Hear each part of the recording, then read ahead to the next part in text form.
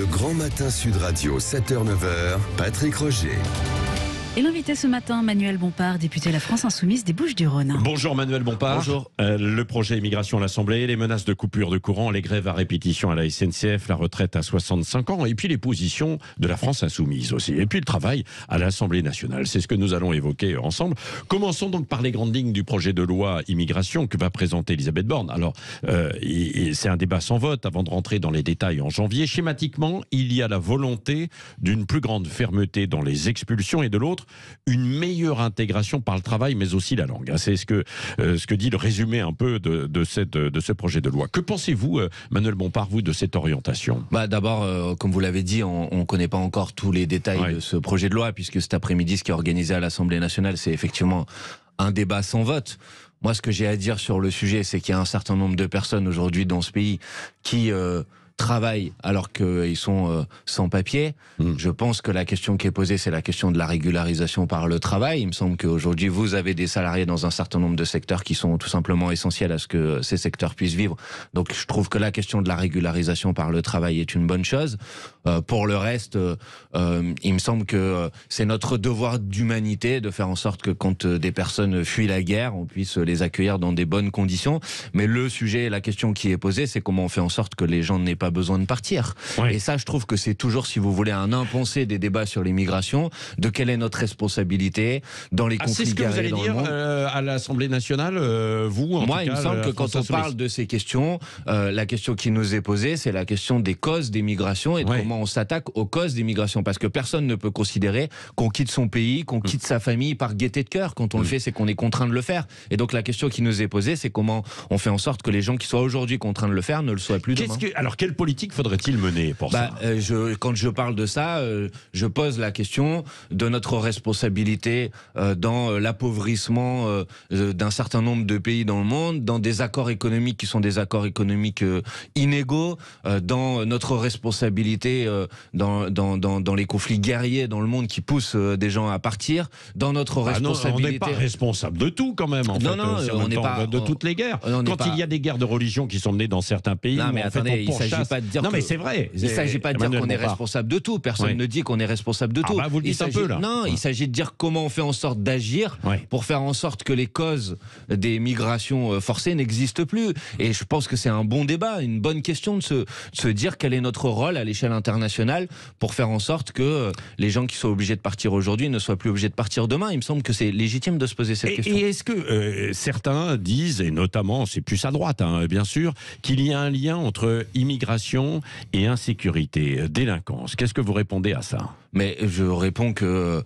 c'est totalement absurde. Enfin, je veux dire, il y a des gens qui sont responsables de l'insécurité. Il faut lutter contre l'insécurité. Il faut donc avoir une politique de sécurité qui permet de lutter contre l'insécurité. Et si besoin, donc expulser des délinquants étrangers.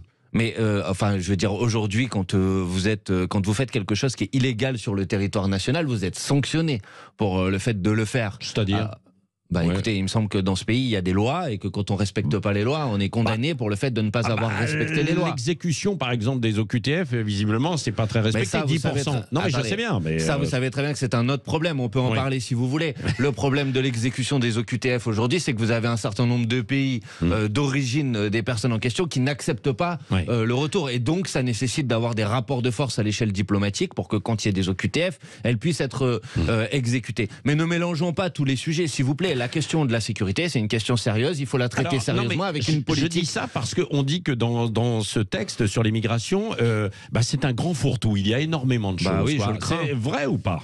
Je crains effectivement que ça soit un fourre-tout dans lequel on mélange tout. Moi, je suis pour prendre les problèmes les uns après les autres. Il y a la question de la sécurité. C'est une préoccupation légitime dans ce pays de pouvoir vivre en sécurité. Donc, la question qui nous est posée, c'est comment on fait en sorte de garantir les conditions de sécurité qui permettent aux gens dans ce pays de vivre dans des bonnes conditions. Et il y a la question de l'immigration. Il ne faut pas raconter n'importe quoi. On raconte n'importe quoi sur le sujet. Quand on dit que parce qu'on va accueillir un bateau de pauvres gens qui fuient leur pays, ça va générer un appel d'air. Toutes les études qui ont été faites sur le sujet démontrent qu'il n'y a pas de lien entre les conditions dans les pays d'accueil et l'immigration. Donc il ne faut pas raconter n'importe quoi sur le sujet. Et moi, j'aspire à ce qu'on puisse avoir sur ce sujet un débat qui soit un débat sérieux. Oui, un débat sérieux. C'est ce que vous allez espérer. Donc, bien sûr, avec...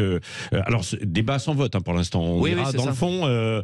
Ça sera sans doute au mois de janvier. Est-ce que c'est opportun de le faire maintenant ? Non, mais moi, vous savez, les lois sur l'immigration, les lois sur la sécurité, le problème, c'est qu'on les enchaîne. Ouais. On en a fait déjà ces dernières années un certain nombre, et à aucun moment on se pose la question de l'impact. De l'évaluation, de la qualité de ces textes de loi et de leurs résultats sur les conditions de vie des concitoyennes. Donc non, je ne crois pas que ce soit le moment de faire ça. 29 propositions, effectivement, depuis Exactement. 1980. Est-ce qu'à un moment on se pose la question de savoir quel résultat ça a produit ? Visiblement pas grand-chose pour l'instant. En tout cas, voilà, moi il me semble que si on veut parler des sujets urgents aujourd'hui, les sujets urgents aujourd'hui pour les gens dans ce pays, c'est l'explosion des prix alimentaires, c'est plus de 12%, c'est l'explosion des prix de l'énergie, c'est des gens qui vont plus arriver à payer leur loyer. C'est ça les questions qui nous sont posées. Et sur ce sujet, je trouve que les mesures gouvernementales sont pas du tout à la hauteur de la situation. Ah bon, alors sur justement la France qui risque des coupures de courant, comment prenez-vous les mesures annoncées par le gouvernement et le plan là ? Mais d'abord, je trouve ça extraordinaire qu'on soit en train de se poser la question dans la 6e puissance économique du monde, de pas être en capacité de pouvoir garantir l'approvisionnement énergétique du pays, et donc qu'on soit obligé de se poser la question de comment on va couper l'électricité. Je trouve que c'est un débat qui est un débat hallucinant. Il y a 2-3 ans, on aurait parlé de ça, personne n'aurait pu penser qu'en France, on allait se poser cette question. Parce qu'on a un peu délaissé le nucléaire. Mais ça, notamment. Ça, c'est c'est vrai. Mais attendez, écoutez, ça c'est l'argument qui est répété à longueur d'antenne. Pourquoi aujourd'hui on est dans cette situation ? Parce que vous avez à peu près la moitié des réacteurs nucléaires qui sont en incapacité de produire parce qu'ils sont dans des situations de maintenance. Donc moi je dis à toutes celles et ceux qui nous disaient le nucléaire c'est la solution pour être autonome et indépendant d'un point de vue énergétique, vous avez le résultat sous les yeux. Donc non, ce n'est pas mon analyse. Attendez, c'est le résultat sous les yeux parce qu'on n'a pas non plus mis les moyens en face, quoi. Mis les moyens de quoi ? S'il y a des problèmes avec des ingénieurs, avec des moyens pour pouvoir faire de la maintenance, quoi, un petit peu plus vite, quoi. Il n'y a pas seulement des problèmes de moyens qui sont en cause. Si on n'a pas pu, par exemple, pendant l'été, faire fonctionner tous les réacteurs nucléaires, c'est qu'il y a des problèmes de refroidissement des centrales et des réacteurs. Donc il y a aussi des questions sur l'impact du changement climatique sur l'utilisation de l'énergie nucléaire. Maintenant, vous me demandez mon avis. Voilà mon avis. Je pense qu'on a été à la traîne dans le développement des énergies renouvelables. Je pense qu'on n'a pas mis en place les politiques d'efficacité énergétique qui nous auraient permis de réduire les gaspillages. Par exemple, tout ce qui est rénovation thermique des logements. Donc aujourd'hui, on a des factures qui explosent pour les gens qui habitent dans les passoires thermiques et du gaspillage énergétique partout.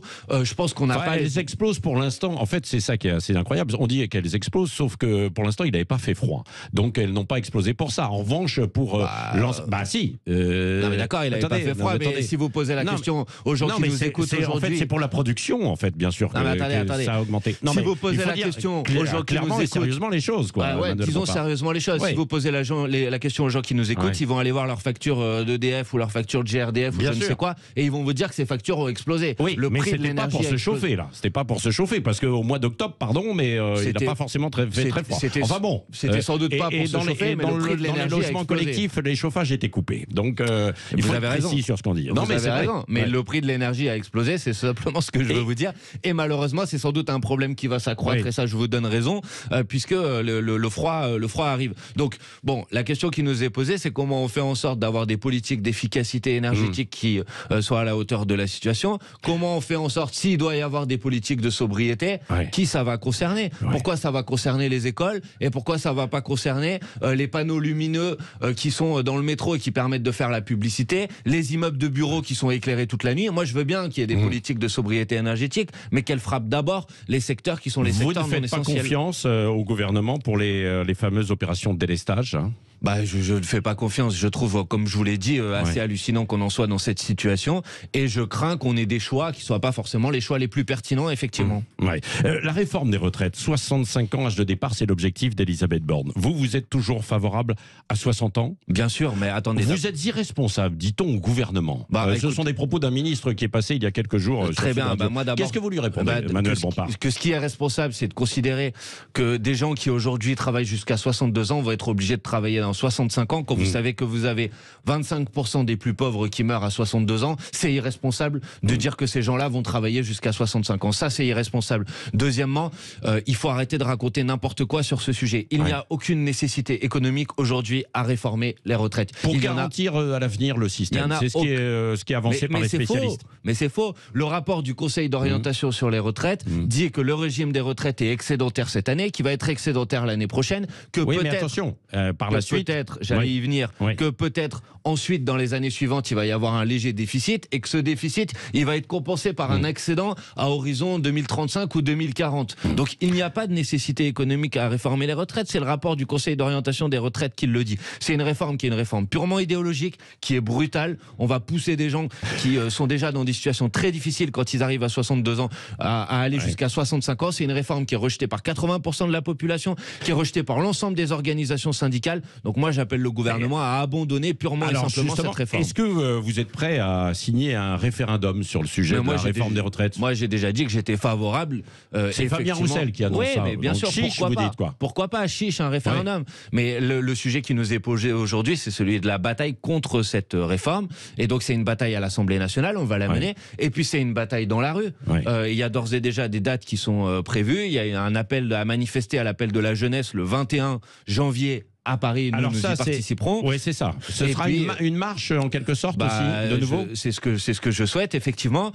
Et puis ensuite, je sais qu'il y a un communiqué qui a été publié hier par les organisations syndicales qui disent qu'ils s'apprêtent à décréter des dates de manifestation et de grève en janvier et nous les soutiendrons. Oui, et vous soutenez justement les grévistes de la SNCF qui menacent pour les fêtes de fin d'année ou pas? Mais moi, je soutiens les revendications pour les salaires et pour les conditions de travail dans un certain nombre de secteurs. Et je ne tomberai pas dans le panneau qui consiste à essayer de faire croire que ce sont les grévistes qui vont être responsables des situations de blocage. Si vous voulez pas qu'il y ait de situation de blocage, que la direction de la SNCF débloque les augmentations de salaire qui sont demandées, améliore les conditions de travail des salariés et il n'y aura pas de situation de blocage. C'est pas les grévistes qu'il faut rendre responsables des situations de blocage, c'est les directions qui aujourd'hui n'écoutent pas les revendications légitimes des salariés. Oui, dans une semaine, Adrien Quatennens comparaîtra devant un tribunal là, pour l'histoire que l'on connaît. Est-ce que vous souhaitez, vous, qu'il revienne siéger à l'Assemblée nationale? D'abord, vous l'avez dit, dans une semaine, il va y avoir...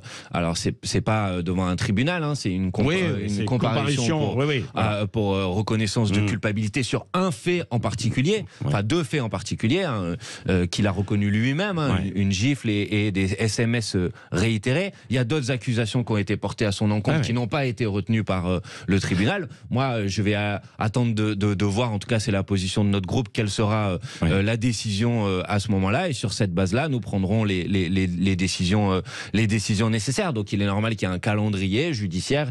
La date, l'échéance est fixée dans une semaine maintenant, et sur cette base-là, nous prendrons les décisions. Manuel Bompard, vous échangez avec lui, avec Adrien Quatennens, un peu ou pas? Bien sûr, ça m'arrive d'échanger avec lui, oui. Oui, bon, et comment lui, il vit tout ça? Je veux pas parler à sa place, mais je pense que tout le monde peut imaginer qu'il le vit assez mal. Il a reconnu lui-même une faute, une erreur, il l'a dit. Il faut faire attention, si vous voulez, dans cette situation, parce qu'il faudrait pas que le fait d'avoir reconnu cette faute lui soit davantage reproché que s'il avait contesté ou s'il avait nié. Il s'agit pas de dire que parce qu'on reconnaît une faute, on n'a plus de responsabilité ou on ne doit pas être sanctionné, mais il s'agit de dire qu'il faut quand même reconnaître le fait qu'il a dit lui-même qu'il avait fait cette chose-là et que c'était pas bien et que ça devrait lui être reconnu, je pense. Il nous reste une petite minute.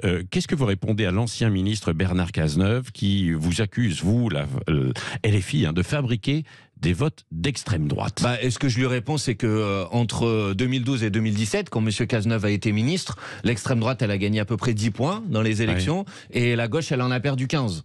Donc je dis à M. Cazeneuve qu'il ne faut pas qu'il raconte n'importe quoi, et que s'il y a quelqu'un qui a une responsabilité dans la baisse de la gauche et dans la progression de l'extrême droite, c'est bien lui et François Hollande quand ils ont gouverné ce pays pendant 5 ans. Merci Manuel Bompard, Merci à vous. député de la France Insoumise des Bouches-du-Rhône, qui était l'invité ce matin de Sud Radio.